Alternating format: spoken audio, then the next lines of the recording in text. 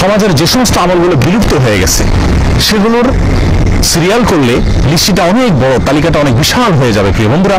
এর ভিতরে একটি আমল সমাজ থেকে প্রায় বিলুপ্তির পথে, সেটি হলো জানাজার পরে মুর্দার লাশকে যখন দাফন করতে যাওয়া হয় তখন লাশের পেছনে পেছনে কবরস্থান পর্যন্ত যাওয়া, দাফন করা পর্যন্ত অপেক্ষা করা, এরপর দাফনের পরে তার জন্য দোয়া করা, এই আমলগুলো প্রায় বিলুপ্তির পথে।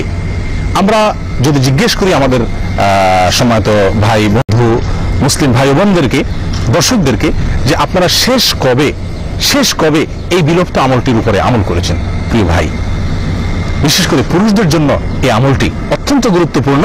যে জানাজার সালাত পড়ার পর, জানাজার সালাতের শেষে যখন লাশ নিয়ে যাওয়া হবে তখন জানাজার লাশের পেছনে পেছনে যেতে থাকা কবরস্থান পর্যন্ত, এটাকে ইত্তেবাউল জানায়েজ বলা হয়েছে হাদিসের ভাষায়। এবং মুহাদ্দিসিনে কেরাম হাদিসের কিতাবগুলোতে স্বতন্ত্র অধ্যায় রচনা করেছেন বাবু ইত্তেবাউল জানায়েজ, অর্থাৎ জানাজা পেছনে পেছনে যাওয়া, লাশের পেছনে পেছনে কবরস্থান পর্যন্ত যাওয়া, এই সংক্রান্ত অধ্যায়। অথচ এই অধ্যায়টি বইয়ে বা কিতাবে রয়ে গেছে, এই অধ্যায়টি আমাদের জীবন থেকে প্রায় চলে গেছে বললেই চলে। আমরা কয়জন মানুষ বলতে পারবো যে ঠিক কবে আমরা জানাজার লাশের সাথে সাথে কবরস্থানে গেছি পিছিয়ে পিছিয়ে, শেষ কবে গেছি আমরা, এই কথাটি হয়তো অনেকে স্মরণ করে বলতে কষ্ট হয়ে যাবে। একান্ত আপনজন না হলে এই কাজটি আমরা করি না। না ভাই, যে কোনো মুসলিমের জানাজার পরে আপনার হাতে যদি সুযোগ থাকে, সময় থাকে, তাহলে কবরস্থান পর্যন্ত যাওয়া, বিশেষ করে প্রতিবেশী পাড়ার চেনা জানা হলে তো আর কথাই থাকে না। আর যে কোনো মুসলিমের জন্য হলেও সেটা অবশ্যই আমলটি পালনযোগ্য এবং সুন্নাহ এর অন্তর্ভুক্ত, জানাজার পিছিয়ে পিছিয়ে লাশের পিছনে পিছনে চলা।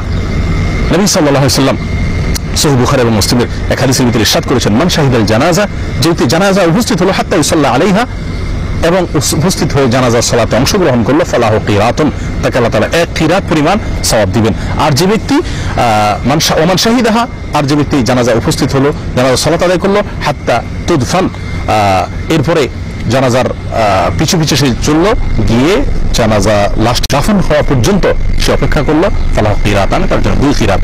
প্রশ্ন করা হলো কিরাতের পরিমাণ কতটুকু ইয়া রাসূলুল্লাহ, কিরাত কি?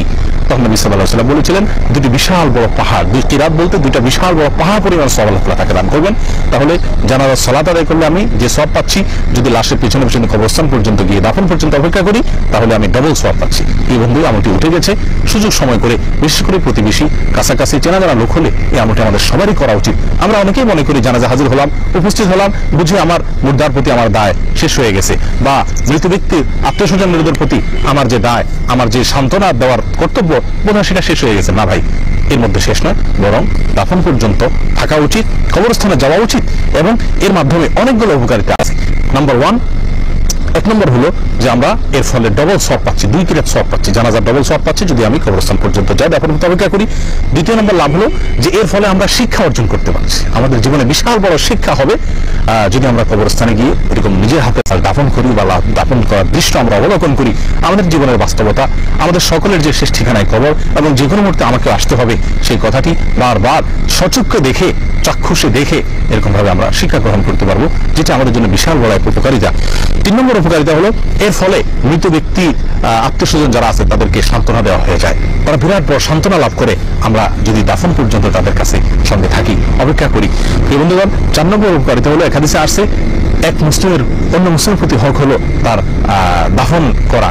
তাহলে দাফন করা পর্যন্ত যদি আমি থাকি, তাহলে সেক্ষেত্রে আমার মুসলিম ভাইয়ের হক বা অধিকারটুকু আদায় করা হয়ে গেল।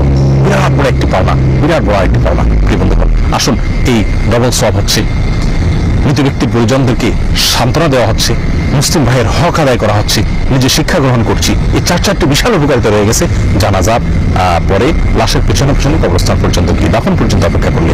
এবং দাফনের পরে একটি আমল আছে যেটি সুনানে ইবনে মাজাতে আসছে, অনেকে আমরা জানি না। লাশ দাফন করার পরে মুর্দার জন্য দাঁড়িয়ে কিবলামুখী হয়ে নিজের মতো, যার মতো করে হাত তুলে অথবা হাত তোলা ছাড়া আল্লাহর কাছে আমরা দোয়া করতে পারি। নবী সাল্লাল্লাহু আলাইহি ওয়াসাল্লাম বলেছেন দাফন করার পরে যে তোমরা তোমাদের ভাইয়ের জন্য ফাসআলু লিআখিকুম আস-সুবাত ইস্তাগফিরু লিআখিকুম ওয়াসআলু লাহু আস-সুবাত, তোমাদের ভাইয়ের জন্য আল্লাহর কাছে ইস্তিগফার করো। দাফন করার পরে তিনি বলেছেন, এবং তিনি যেন কবরের প্রশ্নের উত্তরে অটল থাকতে পারেন, দুনিয়াতে যেরকম ইমান করেছিলেন, কবরের প্রশ্নের জবাবে যেন অটল থাকতে পারেন, সেই দোয়া করো।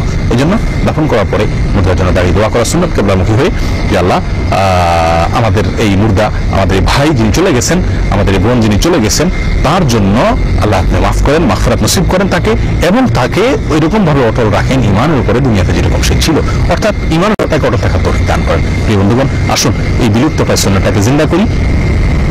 যে কোনো মানুষের জানাজার পরে তার লাশে পৃথিবীর জন্য কবরস্থান পর্যন্ত যাই, দাফন মতো অপেক্ষা করি এবং দাফনের পরে তার জন্য দোয়া করি। আল্লাহ তাআলা তৌফিক দান করুন। ওয়া আখিরু দাওয়ানা আলহামদুলিল্লাহি রাব্বিল আলামিন। আসসালামু আলাইকুম ওয়া রাহমাতুল্লাহি ওয়া বারাকাতুহু।